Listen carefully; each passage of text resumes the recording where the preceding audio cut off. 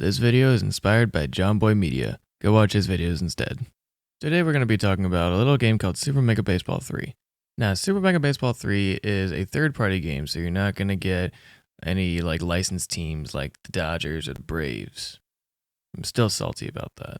But what you are going to get is one of the best baseball baseball simulators that I've ever played. And there's a giant community backing it as well.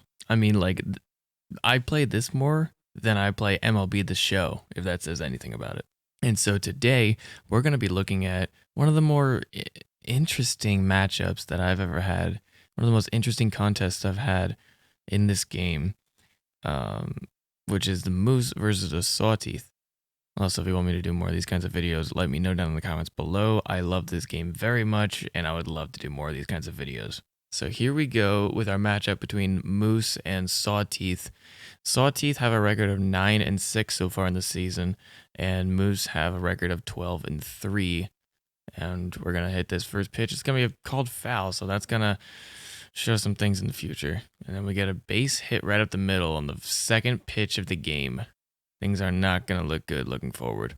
I'm playing on Eagle 47, which is the difficulty of the game, which isn't hard at all to the guys on Reddit. Hi, Reddit. And in this game, you're going to see some horrible defensive plays, some horrible calling on my part, just an overall bad gameplay. So over here, we have Slash Trips, who's batting not really good, 197, 1 home run, 8 RBIs. Could be doing better for himself. Also, you see this right here. Yeah, let's look at his stats real quick. He's both locked in and juiced, which means all of his offensive stats are insanely boosted. This is not going to look well for me. See? What did I tell you? And with that little mishap, we have now 2 runners on base. See, now this is where things start to go down south real quick. Let's analyze this little scenario here. So we had runners at first and second. There was a little dribbler hit to the pitcher, which I scooped up and threw to Perry Quaker to get the first baseman out. I could have gotten the tag at third and then thrown it to first for the double play, but I didn't, and that's where the downfall begins. So now we have Pex flexed, and I'm going to go for a little inside changeup, and oh god, no. I have Jose Tremendo over here with the sac fly, and I completely blanked on the fact that there are 2 runners that are about to score, and we have 1 run in so far. I now have Kathy Cul-de-sac over here, who's going to take this up and out fastball as an opportunity to doink it out to shallow center. Jose Tremendo is going to come over and try and slide catch it, and he's not going to make it, causing the third base runner to go home. Oh boy. John Renero is going to take that down and out fastball and slice it right over Irene Fast's head, causing Cul-de-sac to come home and Renero getting the RBI. Now you may be wondering to yourself, can't get any worse, right? Well, so now we have, Junior, Young, Senior. Okay, that's a interesting name. Anyways, we get Junior Young Senior out with a quick 1-2-3 to finally retire the side.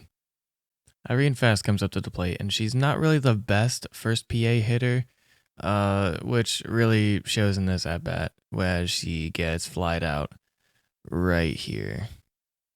Ah, yes, a really good hitter, Hieronymus Jackson. He should bring us at least a base hit, right? And that he does. He slices one right through the gap at third to get on first. Now Perry Quaker is going to come up. He's been doing really well this season. 538, 9 home runs, 24 RBIs. It's going to be a little pick off to Hieronymus Jackson there. So and then Perry hits one right up to John Renero, who's going to throw it over to Junior Young Senior, who's going to actually fumble it. So that will put Perry Quaker on base, and now comes the man, the myth, the legend, Rip Dingers. This should bode very, very well since he's got the RBI man trait and power versus left-handed pitchers, but there's no left-handed pitchers right here. He's going to take 3 balls, and I think he takes a strike right here. Yeah, he does. So he's going to watchful eye.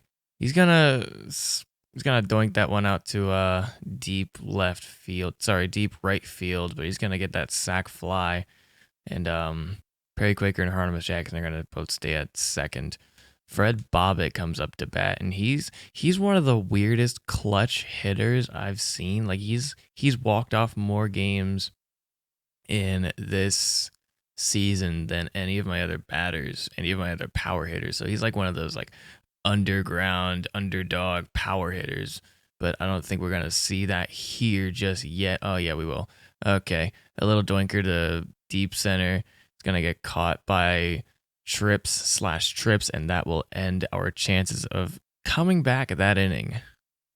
Let's skip a little bit ahead here to the bottom of the second. Irene Fast is up here. The bases are loaded, and there's only one out. And Irene Fast is going to take this first pitch as a strike, a little bit on the outside, kind of painting the edge there. And she's going to take this second pitch, cut it right up to left center, in between both of the outfield. It's going to go back to the wall, which is going to make 2 runners score. So now we are finally on the board. Unfortunately, that is going to be all we see from this offense as Perry Quaker lines out for the third out of the inning. And now we go to the top of the third. After a goose egg defensive inning, we're going to have the tying run up at the plate, and it's none other than Jose Tremendo who's going to take this line drive, going to send the second base runner over to home to make it 4-3. We're coming back.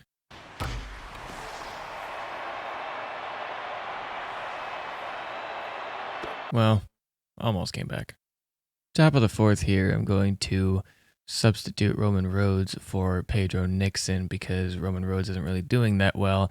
And, well, I'm just going to let the clips speak for themselves.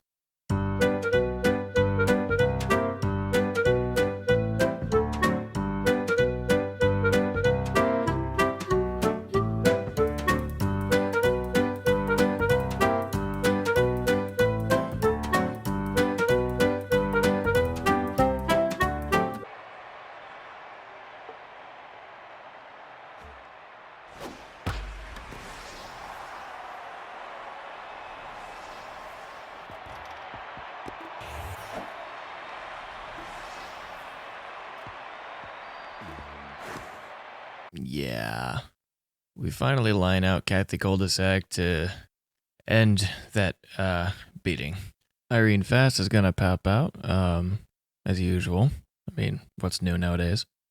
Top of the fifth now, and Junior Young Sr. is going to line one out. And it's going to go right over Swiner's head. It's going to send the runner home, and that will bring Sawteeth to 10. Pedro Nixon is going to line out to left center, and it's going to spark something that we really desperately needed, because I brought in a run. Unfortunately, this at bat right here would be the only thing that we would get from the inning, and that 1 RBI. Raul Strikes does a really good job of controlling the batters in this situation. He gets a really quick 3 up, 3 down to prevent the Sawteeth from getting any more runs this inning.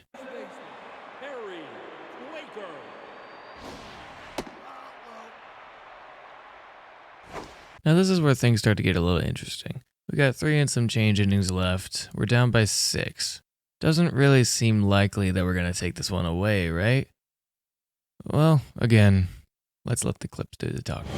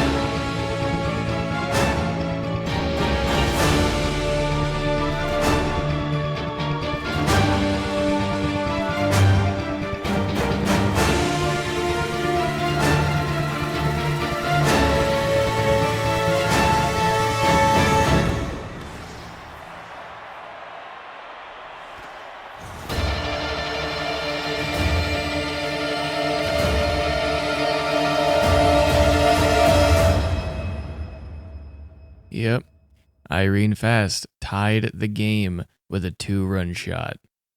But we weren't stopping there. Oh no, we wanted the lead. Hieronymus Jackson quickly gets balked, which brings up Perry Quaker. Now, you know that Perry Quaker likes those really low pitches, right? He loves those low pitches. Well, check this out. Perry Quaker's going to take this really quick hanging slider and he's going to rocket it right up to right center over here, which is going to send Hieronymus Jackson all the way home, giving Perry Quaker a quick little RBI. And who's up now? Rip Dingers. Dingers over here is going to tap one quickly into shallow left field, and they're just not going to get there in time, which is going to leave a runner on first and third.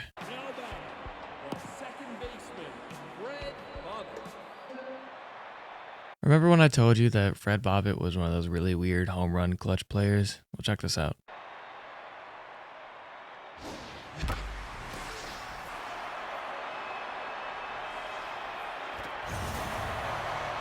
It is super weird watching this guy play because like he'll occasionally hit like that single or double throughout the game, and then when it really counts, like when the game is on the line, he'll belt one out to left center, and it's really weird. Nacho Crisp is then going to come up to bat, and he's going to ground out to end the inning. I noticed that Strikes' velocity isn't really doing too well and his contact is suffering as well, so I'm going to bring in Charlie Best, who has one of the gnarliest curveballs I've ever seen in this game. Like, check this thing out. Bottom of the eighth, and Perry Quaker gets that low pitch that he oh so very much loves. He's going to hang up the Sawteeth to dry, hits one right into the truss of the building there. And that's going to be all the action that we get out of this game. Pex Flex comes up to the plate now, and we reminisce about the time that he hit the home run that brought the Sawteeth into the lead. But Nacho Crisp is going to make a sweet dive, fire it over to first for the third out of the game. Moose win. And that was the most interesting game that I have had in this in Super Mega Baseball 3. So if you guys enjoyed, go ahead and drop a like. Let me know what you think in the comments below. If you want me to do more of these games, I'll be happy to do more of these kinds of videos. And that's gonna be it for me. See ya.